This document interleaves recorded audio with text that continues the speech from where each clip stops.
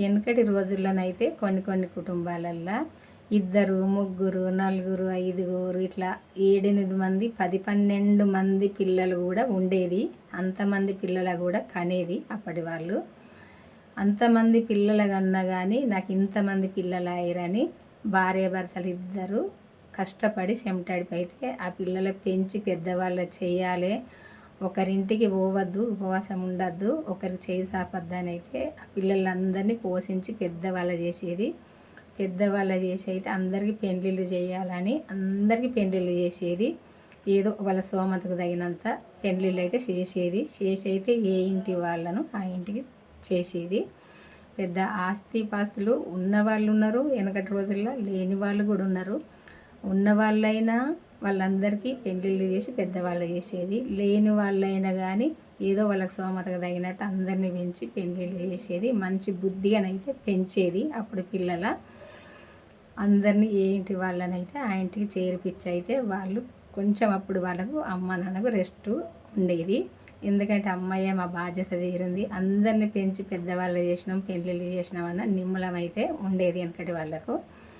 కానీ ఇప్పటి వాళ్ళు మాత్రం ఒక్కళ్ళను, ఇద్దరిని, ముగ్గురిని అంతే, అంతకంటేనైతే ఎక్కువ కంటలేరు. ఆ ఒక్కరినైనా ఇద్దరినైనా ముగ్గురినైనా కంటే కొన్ని కుటుంబాలల్లో వాళ్ళను కూడా పోషించలేక సాధలేక కొన్ని కుటుంబాల గురించే చెప్తాను. చంపుతారు పిల్లల, చంపి వాళ్ళు చనిపోతారు. ఏమైంది, ఎందుకు చనిపోయారంటే ఏముంది, ఏమి లేక బతకలేక వాళ్ళను పోషించలేక ఇట్లా చేసిర్రు అని అంటారు. మనం చూస్తున్నాము. ఈ రోజుల్లో తిండి కరువ, కష్టపడ్డోళ్ళకు దొంగతనం లంగతనం చేస్తే నాదాను, కష్టపడితే ఏ రోజు కూడా నాదాను కాదు. కాళ్ళు చేతులు ఉన్నాయంటే ఏదో ఒక కష్టం చేసి పిల్లల్ని అయితే సాధచ్చు, వాళ్ళు కూడా బతకచ్చు. ఎందుకంటే కొంతమంది అడక్క తిన్న వాళ్ళని చూస్తున్నాము, టెంపుల్ల దగ్గర అడుక్కునే వాళ్ళని చూస్తున్నాము. వాళ్ళందరూ కూడా ఎవ్వల పిల్లల వాళ్ళను అందరూ పోషించుకుంటారు, చదువుకుంటారు, వాళ్ళు బతుకుతారు. ఏ కష్టం చాతగాని వాళ్ళే ఇట్లా చేస్తారు.